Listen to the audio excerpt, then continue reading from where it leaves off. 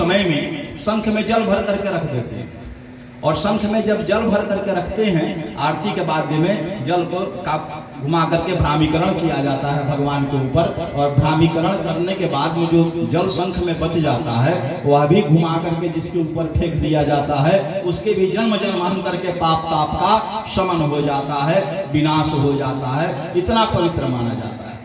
शंख की ध्वनि जहां तक जाती है अनेक रोगों के जीवाणु कीटाणु नष्ट हो जाते हैं, और जितनी भी नकारात्मक ऊर्जा है वह समाप्त हो जाती है। भारतीय वैज्ञानिक जगदीश चंद्र बसु ने शंख पर काफी शोध किया, और शोध करने के बाद अपने शोध पत्र में, रिसर्च पेपर में उन्होंने लिखा कि शंख की ध्वनि, शंख की आवाज जहां तक जाती है अनेक रोगों के कीटाणु विषाणु जो हैं वह नष्ट हो जाते हैं, समाप्त हो जाते हैं, काल को प्राप्त हो जाते हैं, और जितनी भी नकारात्मक ऊर्जा है, निगेटिव एनर्जी जितनी भी है, जहां तक शंख की ध्वनि जाती है वहां तक सब समाप्त हो जाता है, सब नष्ट हो जाता है। तो यह बताओ कि इसमें क्या प्रमाण है कि महात्मा जी की खोपड़ी अशुद्ध है और शंख रूपी हड्डी शुद्ध है? इसमें क्या प्रमाण है? इसमें प्रमाण तो हमारे धर्म शास्त्र वेद पुराण ग्रंथ ही ना है। वह कहते हैं तो हम जीवन में मानते हैं, जीवन में धारण करते हैं। भाई महात्मा जी की खोपड़ी लेकर के क्यों नहीं फूकना शुरू कर देते हो, बजाना शुरू कर देते हो? शुरू कर दो। तो धर्म तो तुम मानते ही हो, कहीं ना कहीं तो मानते ही हो, भले मुझ से लाख कहो कि हम नहीं मानते, लेकिन मानते तो हो। गौ हमारी माता है, गौ को हम मानते हैं, माता मानते हैं। गावो विश्वस्य मातरः, जगत की माता है। उनके रोम रोम में 33 कोटि देवताओं का निवास है। गौ का हम पूजन करते हैं। गौ माता जो है पूर्ण शाकाहारी है, जीवन भर घास खाती है, कोई मांस तो नहीं खाती है, घास खाती हैं, घास का भोजन करती हैं। तो क्या शरीर छूटने के बाद गौ माता के चमड़े पर बैठकर पूजा होगा? होगा कि नहीं होगा? नहीं होगा। क्यों नहीं होगा भाई? हम गाय को माता मानते हैं, उनके रोम रोम में 33 कोटि देवताओं का निवास है, फिर उनके चमड़े पर बैठकर पूजा क्यों नहीं होगा? और बाघ जो है वह जीवन भर मांस खाता है, जीवन भर जीवों की हत्या करता है, निरपराध जीवों की जीवन भर हत्या करता है आहार के लिए। तो क्या बाघ के चमड़े पर बैठकर पूजा होगी कि नहीं होगी? होगी।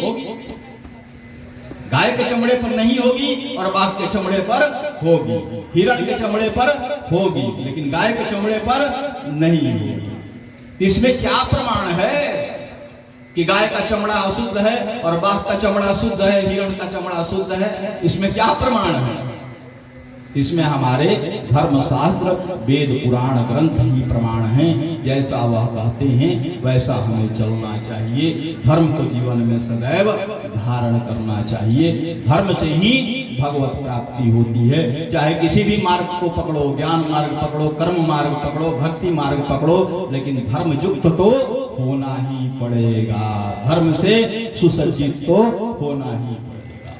आप लोग यहाँ से काशी जाते हो, प्रयाग जाते हो गंगा जी स्नान करने, क्यों जाते हो भाई? गंगा जी स्नान करने से क्या होगा? तो गंगा जी के दर्शन से, स्पर्श से, आचमन से, स्नान से जीव के समस्त पाप ताप संताप का निवारण हो जाता है। समस्त पाप तत्क्षण नष्ट हो जाते हैं। गंगा जी पाप नाशनी, उनका दर्शन, स्पर्श, आचमन, स्नान सभी में इतना प्रभाव है कि जीव के समस्त पापों को तत्क्षण नष्ट कर देता है, तत्क्षण समाप्त कर देता है। और यही कभी जीटी रोड होकर के जाओ, बिहार होकर के कभी बनारस जाओ, जीटी रोड से आगे बढ़ोगे तो डेहरी, सासाराम, उसके बाद मोहनिया, भभुआ, भभुआ के बाद दुर्गावती आता है, दुर्गावती के बाद यूपी बिहार का बॉर्डर है नौबतपुर। नौबतपुर में करमनाशा नदी बहती है। करमनाशा में स्नान आचमन की तो बात छोड़ो, नजदीक भी कोई डर से नहीं जाता है। बहुत लोग तो दर्शन भी नहीं करते हैं, आंख बंद करके सिर्फ दूसरी तरफ घुमा लेते हैं। और जो नहीं जानते हैं वो भी दूर से ही दर्शन करते हैं, नजदीक कोई नहीं जाता है। क्यों? क्योंकि शास्त्रों में प्रमाण है कि अगर करमनाशा के जल का स्पर्श हो जाए, आचमन हो जाए, करमनाशा में स्नान हो जाए तो जीवन भर का किया हुआ पुण्य, तपस्या, साधना सब नष्ट हो जाता है, समाप्त हो जाता है, तत्क्षण खत्म हो जाता है। तो भाई इसमें क्या प्रमाण है? नहीं, उसी को थोड़ा विस्तार से समझा दे रहे हैं लोग को। तो इसमें क्या प्रमाण है? हमारे धर्म शास्त्र वेद ग्रंथ पुराण ही प्रमाण है। वह कहते हैं तो हम मानते हैं, जीवन में धारण करते हैं। तो यह कभी नहीं कहना चाहिए कि हम धर्म को नहीं मानते।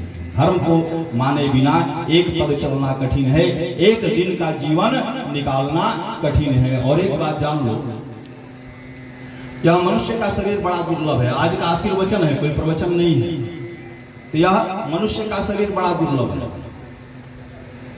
हर ग्रंथ में इसकी महिमा गाई गई। बड़ा दुर्लभ यह शरीर है, देव दुर्लभ यह शरीर है।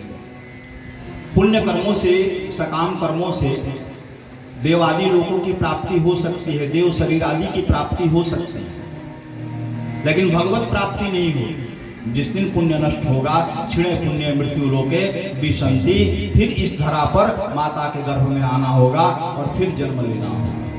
लेकिन अगर इस मनुष्य के शरीर से भगवत प्राप्ति हो गई, भगवत सानिध्य कहीं मिल गया, तो फिर इस धरा पर नहीं आना होगा, फिर माता के गर्भ में आकर के असहनीय पीड़ा को नहीं सहना होगा। जीव मुक्ति को प्राप्त कर लेता है। तो मनुष्य शरीर तो बड़ा दुर्लभ ही है, और मनुष्य शरीर के साथ साथ इस भारतवर्ष में जन्म भी बड़ा दुर्लभ है। सुदुर्लभ भारतवर्ष जन्मम, कहा कि इस भारत भूमि में जन्म भी बड़ा दुर्लभ है। इस भरत खंड में, भारत भूमि में गुल्म लता, कीट पतंग, पशु आदि की जोनी भी प्राप्त हो जाए तो समझो कि करोड़ों जन्मों का पुण्य हमारा जागृत हुआ है, करोड़ों जन्मों के पुण्यों का पुण्योदय हुआ है। और कहीं मनुष्य का शरीर प्राप्त हो जाए तो समझो कि अनंता अनंत जन्मों का पुण्य पुंज एकत्र होकर के जागृत हो गया है। इस भरत खंड में, भारत भूमि में हमें मनुष्य का शरीर प्राप्त हुआ है। हिमालय से कन्याकुमारी के मध्य का जो भाग है, यह भरत खंड कहा जाता है, भारत भूमि कहा जाता है। इसे शास्त्रों में दैव भूमि कर कह करके भी पुकारा गया है। बृहस्पत्य शास्त्र आदि में इसे दैव भूमि, देवताओं की भूमि भी कह करके पुकारा गया है। इसी भूमि पर जीव को भगवत प्राप्ति होती है, अन्य भूमियों पर नहीं होती। संपूर्ण पृथ्वी जो है 7 खंडों में बटी हुई है। 7 सागर और 7 महासागरों के कारण यह पृथ्वी जो है सप्तद्वीपा है, 7 द्वीपों में बटी हुई है। भरत खंड में भगवत प्राप्ति होती है, और अन्य जो द्वीप हैं, अन्य जो खंड हैं, वह भोग भूमि है। जीव वहां अपने कर्मों का भोग करने जाता है। वहां विषय विलास खूब मिलेगा, भौतिक सुख खूब मिलेगा, लेकिन भगवत प्राप्ति नहीं हो सकती। आज तक कभी सुने हो किसी को कि अमेरिका में भगवान मिल गए, किसी को ऑस्ट्रेलिया में मिल गए, किसी को यूरोप में मिल गए, किसी को अफ्रीका में मिल गए? आज तक सुने हो एक भी दृष्टांत, एक भी उदाहरण? कहीं आज तक नहीं सुने हो। लेकिन हमारे यहाँ तो आए दिन सुनने को मिलता है कि फलाने महात्मा को भगवत प्राप्ति हो गई, भगवत सानिध्य हो गया। हमारे यहाँ तो भक्तमाल ग्रंथ ही है नाभादास जी का, जिसमें 1-2 भक्तों का नहीं, हजारों भक्तों की कथा है, जिन्हें प्रत्यक्ष इसी कलिकाल में भगवत प्राप्ति हुई। बहुत दूर की बात नहीं है, तत्काल की बात है। और आज भी भगवत प्राप्ति हो रही है, आज भी नहीं हो रही है ऐसी बात नहीं है। कभी वृंदावन की गलियों में जाकर के देखो, ऋषिकेश की गलियों में जाकर के देखो, हरिद्वार की गलियों में जाकर के देखो, सैकड़ों विदेशी सैलानी लंगोटी पहन करके गलियों की खाक छान रहे हैं, गेरुआ वस्त्र पहन करके गलियों की खाक छान रहे हैं। अरे अगर यहाँ कुछ नहीं है तो ढूंढ क्या रहे हो? और उन्हें भी भगवत अनुभूति हो रही है, उन्हें भी भगवत प्राप्ति हो रही है। एक तो मनुष्य का शरीर, उसमें भी भरत खंड में, भारत भूमि में जन्म, यह बड़ा ही दुर्लभ है। और भारत भूमि में भी जन्म के बाद सनातन धर्म में जन्म, यह और भी दुर्लभ है। गीता में अर्जुन भगवान से कहते हैं कि हे प्रभु, सनातनस्त्वम मतो मत, सनातनस्त्वम पुरुषो मतो में, कहते हैं कि हे प्रभु, आप हमारे मत में सनातन पुरुष हैं, आदि पुरुष हैं, परम पुरुष हैं, इस जगत के नियंता हैं, इस जगत के कारण हैं, हेतु हैं। भगवान कहते हैं कि हे अर्जुन, मैं तो सनातन हूं ही, लेकिन तुम जीवात्मा भी सनातन ही हो, अचलो अयम सनातन, यह जीवात्मा भी सनातन है, इसका भी कभी विनाश नहीं होता है। शरीर नष्ट होता है, आत्मा कभी नष्ट नहीं होती है। नैनम छिदन्ति शस्त्राणि नैनम दहति पावकः, गीता जी का ही वचन है। इस आत्मा को किसी भी प्रकार से नष्ट नहीं किया जा सकता, किसी अस्त्र शस्त्र से नहीं काटा जा सकता, अग्नि से नहीं जलाया जा सकता, जल से नहीं गलाया जा सकता और वायु से भी सुखाया नहीं जा सकता है। किसी भी प्रकार से इस आत्म तत्व को नष्ट नहीं किया जा सकता है। अब यहाँ ध्यान देने योग्य बात है, गीता जी के ही अनुसार परमात्मा कौन है? तो सनातन है। और जीवात्मा हम आप कौन है? हम आप भी सनातन ही हैं। और दोनों को मिलाने वाला जो मार्ग है, दोनों को मिलाने वाला जो रोड है, दोनों को मिलाने वाला जो पथ है, दोनों को मिलाने वाला जो धर्म है, वो कौन सा धर्म है भाई?